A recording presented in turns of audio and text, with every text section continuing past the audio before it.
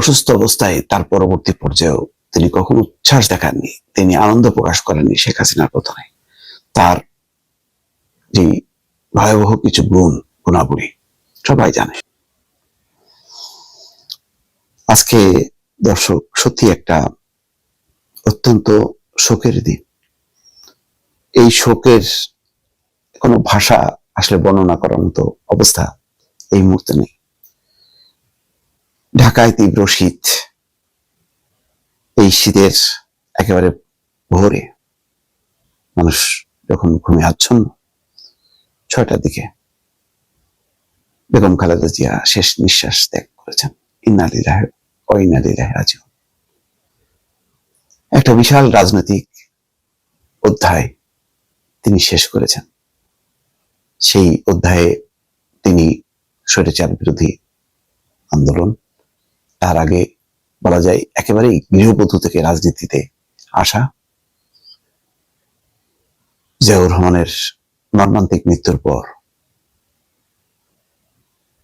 বেগম খালেদা জিয়ার নেতৃত্বে বিএনপি দীর্ঘ পথ পাড়ি দিয়েছে। সেই পথে পথে ছিল কাটা বিছানো। সেই কাটা বিছানো পথ পেরিয়ে তিনি আজকে মানুষের হৃদয় জয় করেছেন, হৃদয়ের আসনে মানুষের হৃদয় স্থায়ীভাবে আসন পেরেছেন। এই পথ অতিক্রম করা সহজ না, অনেক চড়াই উতরাই আর হতে হয়েছে তাকে।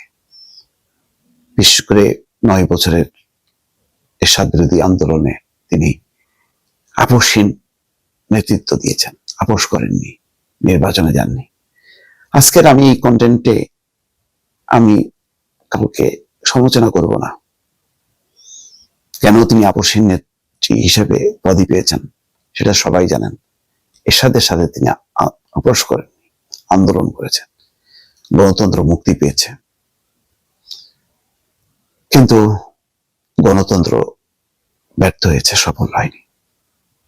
কারণ আরো একটি বড় রাজনৈতিক দল, তার ভূমিকাও এখানে উল্লেখযোগ্য। সেই রাজনৈতিক তর্ক বিতর্ক আজকে নাই করে তারপর 15টা বছর, বিশেষ করে 2008-এর নির্বাচনের পর থেকে লম্বা সময় বেগম খালেদা জিয়া অত্যন্ত কঠিন সময় পার করতে হয়েছে। শুধু বেগম খালেদা জিয়াকে না, তার দল বিএনপি সহ সারা দেশের মানুষকে গণতন্ত্রের নামে এক কঠিন অভিনব স্বৈরতন্ত্র আষ্টে পৃষ্ঠে এমন ভাবে বেঁধেছিল বেগম খালেদা জিয়া এবং পুরো জাতিকে। তার নিকটে তিনি নিষ্পেষিত হয়েছেন, অসুস্থ হয়েছেন। সেই অবস্থায় তাকে দণ্ডিত করা হয়। তিনি কারাগারে নির্জন অবস্থায় লম্বা সময় কাটিয়েছেন। করোনার সময় যখন তিনি অসুস্থ হয়ে পড়েন কারাগারে, তখন তাকে মুক্তির নামে আসলে গৃহবন্দী রাখা হয়। চিকিৎসকরা বারবার বলেছে যে উন্নত চিকিৎসার জন্য তারা এখনই বিদেশে যাওয়া প্রয়োজন, কিন্তু সেই সুযোগ দেননি। তিনি সেই অসুস্থ অবস্থায় তার পরবর্তী পর্যায়েও তিনি কখনো উচ্ছ্বাস দেখাননি, তিনি আনন্দ প্রকাশ করেননি শেখ হাসিনার পতনে। তার যে ভয়াবহ কিছু গুণাবলী সবাই জানে। কম কথা বলেন, কিন্তু তার সিদ্ধান্তে তিনি দৃঢ় থাকেন।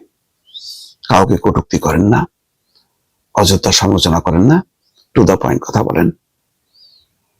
এই মানুষটা দেখেন, পরিবার পরিজন ছাড়া একমাত্র তার ছোট পুত্র আরাফাত রহমান কোকোর মৃত্যু কেউ দেখতে হয়েছে। কোকো বিদেশে পলাতক অবস্থায় ছিলেন, সে অবস্থায় মৃত্যু হওয়ার পর তার লাশ আসে। এই মৃত্যু তাকে দেখতে হয়েছে। তার বড় পুত্র তারেক রহমান আসতে পারেননি।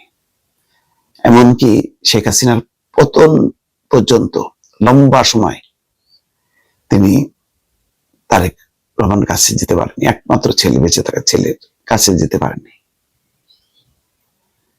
এত স্মৃতি ভর করছে দর্শক। আমার কথা বলি যে যখন বিশ্ববিদ্যালয়ের ছাত্র তরুণ, সেই সময় কাছ থেকে দেখেছি বেগম খালেদা জিয়াকে, আন্দোলনের নেত্রী। আমাদের সেরা সময়টা কেটেছে বেগম খালেদা জিয়া শেখ হাসিনার দুই নেত্রীর আন্দোলন সংগ্রাম, এরশাদ বিরোধী। একসাথে দেখেছি আবার দুই নেত্রী দুই প্রান্তে চলে গেছেন। তীব্র তাদের মধ্যে প্রতিদ্বন্দ্বিতা, সেই প্রতিদ্বন্দ্বিতা কখনো কখনো খুবই খারাপ পরিস্থিতির দিকে গড়িয়েছে। তারপরও বেগম খালেদা জিয়া আপোষ করেননি। তিনি প্রত্যাখ্যান করেছেন একতরফা নির্বাচন, 2014 সালের নির্বাচন। ভোটবিহীন নির্বাচনে শেখ হাসিনা ক্ষমতায় আসেন, বেগম খালেদা জিয়া সেটি মেনে নেননি। তিনি আন্দোলন চালিয়ে গেছেন। এরপরে 2015 সাল থেকেই চরম নিষ্পেষণ শুরু হয়, যার মূল লক্ষ্য ছিল বেগম খালেদা জিয়া। খালেদা জিয়া কে কষ্ট দিয়েছেন, কিন্তু আবার এটাও সত্য, তার চেয়ে ভয়ঙ্কর পরিণতি বেগম খালেদা জিয়া দেখতে পেয়েছেন শেখ হাসিনার। কিভাবে বেগম খালেদা জিয়াকে নিঃশেষ করতে যে একজন নেত্রী, যিনি এখন বেঁচে আছেন কিন্তু লজ্জাজনক এক বেঁচে থাকা, চরম পরাজয় মুখে তিনি দেশ ছেড়ে পালিয়েছেন। আজকে এক নেত্রী চলে গেছেন, আরেক নেত্রী তিনিও আসলে চলে গেছেন চরম পরাজিত হয়ে। জীবন বাঁচাতে তিনি এখন দিল্লিতে আশ্রয় নিয়েছেন। বাংলাদেশের রাজনীতির ট্র্যাজেডি এখানেই। আজকে আর কোনো নেত্রী থাকলো না, বাংলাদেশ নেত্রী শূন্য হয়ে গেল। দীর্ঘদিন থেকে হাসিনা এবং খালেদা পরস্পর নেতৃত্ব দিয়েছেন বাংলাদেশকে। আজকে দুই নেত্রীর আর কেউ কাছে থাকলো না। একজন তো মারাই গেলেন, আরেকজন বেঁচে থেকেও মানে তার মৃত্যু হয়তো আরো আগে হয়েছে, রাজনৈতিক মৃত্যু। আরেকজনের শারীরিক মৃত্যু হলো। দর্শক, আজকে এই সাত সকালে